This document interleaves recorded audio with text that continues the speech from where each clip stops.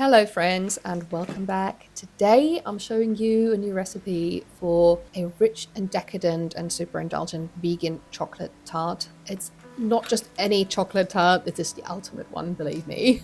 This recipe is just perfect. Just share with other people or just to make for yourself, because we're not judging here, definitely. Yeah, let's get started with the recipe. First things first, we're going to start with the hazelnuts. This tart is all about the chocolatey and hazelnutty goodness, so we're going to roast up a couple of hazelnuts. Simply preheat your oven to 180 degrees, that's 350 degrees Fahrenheit for my friends, and spread those hazelnuts out on a baking tray, and then pop them in the oven for 8 to 10 minutes until they smell toasty and looking slightly darker. Be careful and keep a close eye on them because they can burn really quickly. Let those nuts cool down, and then you can grab a clean kitchen towel and rub those hazelnuts between the layers to remove the skins. It's a little messy, but totally worth it. So next up, we're gonna make some hazelnut flour. Take about 80 grams of those hazelnuts into a food processor or a blender and pulse.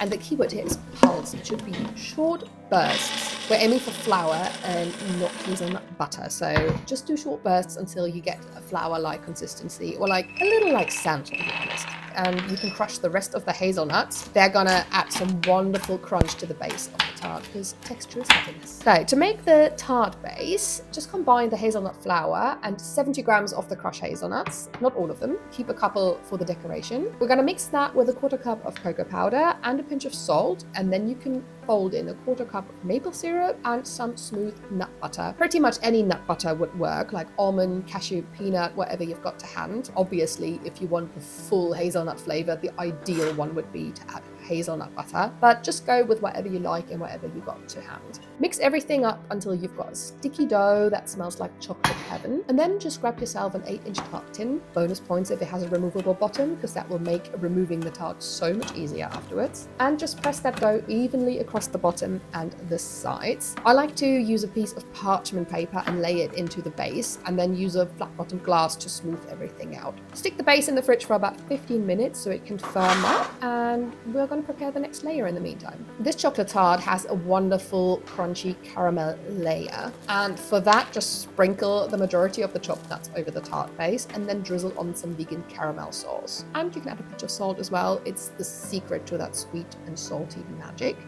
You can use store-bought caramel sauce on this occasion, or you can make your own caramel sauce, and just pop the tart back into the fridge for another 15 minutes for that caramel layer to slightly set. Patience, my friends, patience. Yeah, whilst that is setting, it's time to make the star of the show, the chocolate ganache. So heat up 1 1/4 cups of vegan cream. You should use the heavy cream type of vegan cream, or if you're in the UK, it's probably called double cream. Or you can also opt for full-fat coconut milk if that's your vibe. So warm that up until it's all nice and warm but not boiling, and then break up 250 grams of vegan chocolate into a heat-proof bowl and pour the warm cream over it. Just let all of that sit for 10 minutes, and this is where the magic happens. After the chocolate is melted, grab a whisk and stir until everything is silky smooth. If it's being stubborn and hasn't melted all the way, just give it a few more minutes, or just pop it into the microwave for 10 to 20 seconds in like short bursts. No lumps allowed in our ganache kingdom. Now pour that luscious ganache over the caramel layer and spread it out evenly. You can simply just tap the whole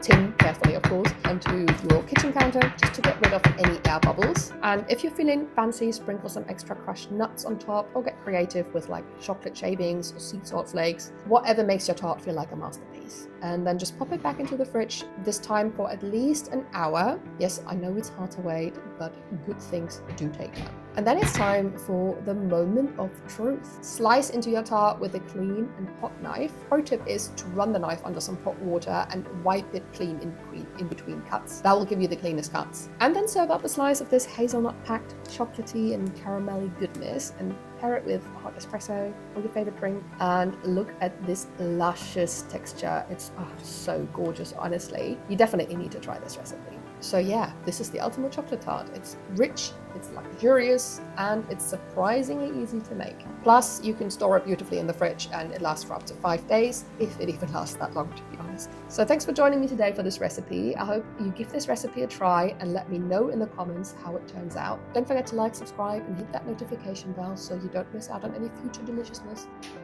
And until next time, see ya!